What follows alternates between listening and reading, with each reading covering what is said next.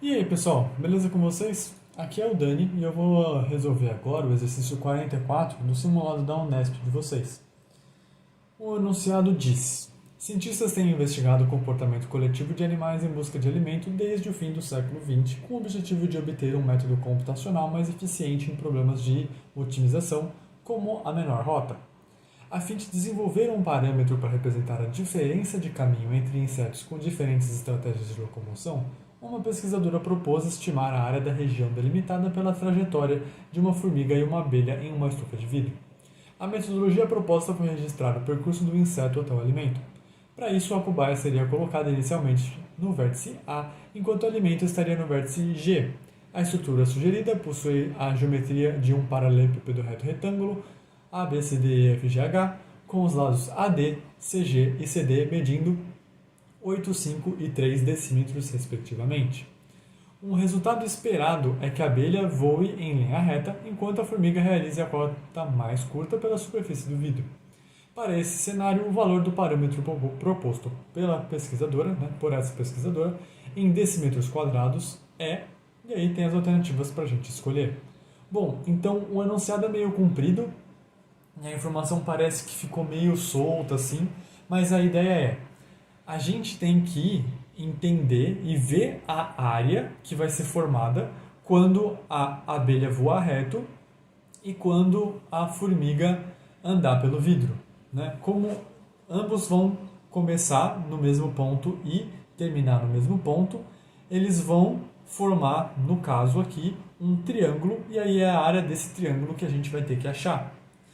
Então, ele falou, né, no enunciado que é esperado que a abelha voe reto, então ela vai de A até G direto aqui, nesse traço vermelho que eu coloquei, que é a diagonal desse paralelepípedo, enquanto a formiga vai passar na superfície do vidro. Mas aí a gente tem um problema. Qual é o trajeto que ela vai fazer? Então, aqui do lado, o que eu fiz? Eu fiz a planificação do pedaço que interessa para a gente da figura. Então, eu peguei essa face aqui, que tem, né, o vértice A, e planifiquei tanto o pedaço de cima quanto essa lateral, vindo para cá e para cá. Então, né, dá para ver EFGH aqui nos pontos, assim como o HGCD aparecendo aqui do lado. Então, a gente abriu a figura e aí o ponto G apareceu nesses dois vértices, né? Como ele se dividiu, aí ele vai aparecer duas vezes. Então, o caminho mais reto possível é a gente ligar do A até o G ou por aqui ou por aqui. Mas qual desses é o menor? A gente vai ter que fazer um Pitágoras para conferir. Então, vindo aqui, passando pelo ponto P, né, que eu chamei, a gente tem 8 na lateral, 8 aqui para o outro cateto. Então, um 8 ao quadrado, tirando a raiz, a gente vai ficar com raiz de 128. Indo pelo caminho de baixo, a gente tem o 8 mais 3 aqui, com o 5 no outro cateto. Então, 11 ao quadrado, 5 ao quadrado, vai dar 146. Como esse é o maior caminho dos dois, a gente vai pegar o caminho que passa por P, que era o que eu já tinha desenhado inicialmente aqui, né? Dei um spoilerzinho, mas é só para a gente já ter a figura na cabeça de como vai ficar. Então, o que acontece agora é que a gente precisa, já que a gente já sabe que ele passa por P, a gente precisa achar alguma forma de calcular essa área. Só que esse ângulo aqui não é um ângulo interessante, ele não é 90 para a gente tentar achar por aí. A gente não sabe nada dos ângulos, então a gente vai ter que tentar achar os três lados para usar a fórmula de Heron, ou fórmula de Herão, depende de como você está acostumado a pronunciar. Então, o que acontece? A gente vai ter que descobrir a medida de AP e a medida de PG. Então, a gente já aproveita esse desenho para ver algumas coisas interessantes. A gente vê aqui que esse triângulo, o AFG, ele é isósceles, certo? E retângulo. Ele tem um 90 ali no canto e os lados têm a mesma medida.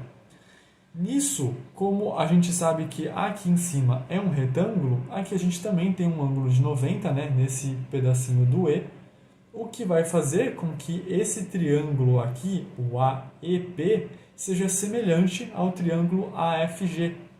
Então, como a gente tinha 8 e 8 no isósceles, a gente vai ter 5 e 5, que é essa medida para cá.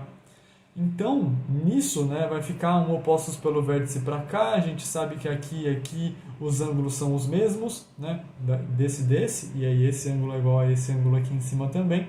Então, o triângulo GHP também é semelhante aos outros dois que a gente tinha feito.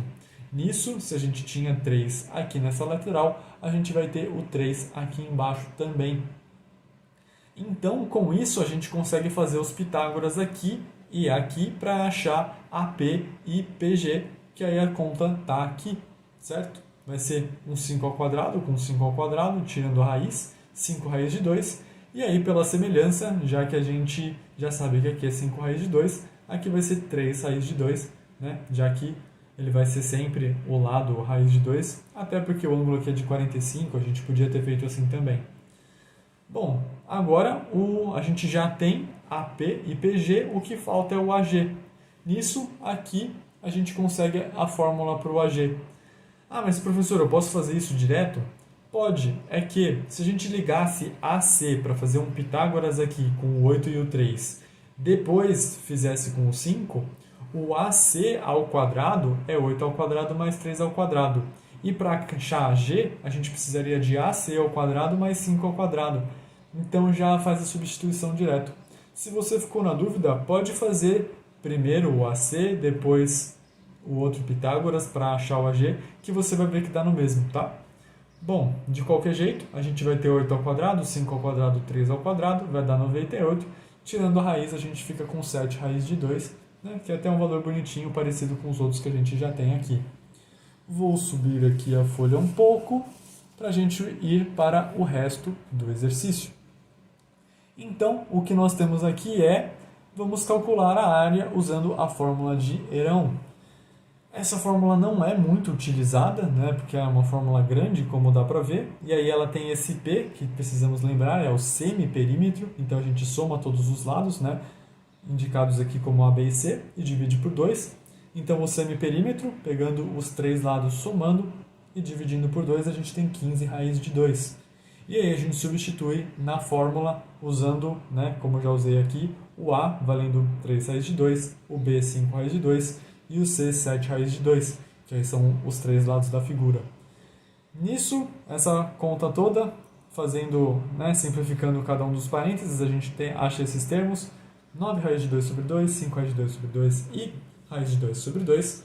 Na multiplicação e para tirar da raiz, a gente consegue matar 2 raízes de 2 aqui, com 2 embaixo, simplifica aqui, aí vai quebrar, né, o 15 como 3 vezes 5, então o 5 sai da raiz, o 9 vai sair da raiz, ficando 3, simplificando aqui também, a gente chega em 15 raiz de 3 sobre 2 decímetros quadrados, né, que era a unidade que ele tinha pedido mesmo, então a alternativa é a resposta E.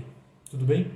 Então esse exercício é meio comprido, a gente tinha vários passos para fazer, né? Então só voltando aqui para dar um resumo do que aconteceu, a gente tinha que entender a figura que estava aparecendo, e aí para acontecer isso a gente tinha uma noção boa da diagonal, mas tinha que ver qual dos lados, né? Qual dessas, depois da planificação seria o menor lado para formar o triângulo, que no caso era o APG.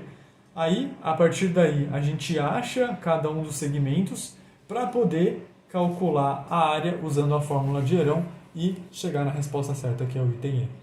Beleza, gente? O exercício é esse. Eu espero que tenha ficado claro para vocês e até os próximos.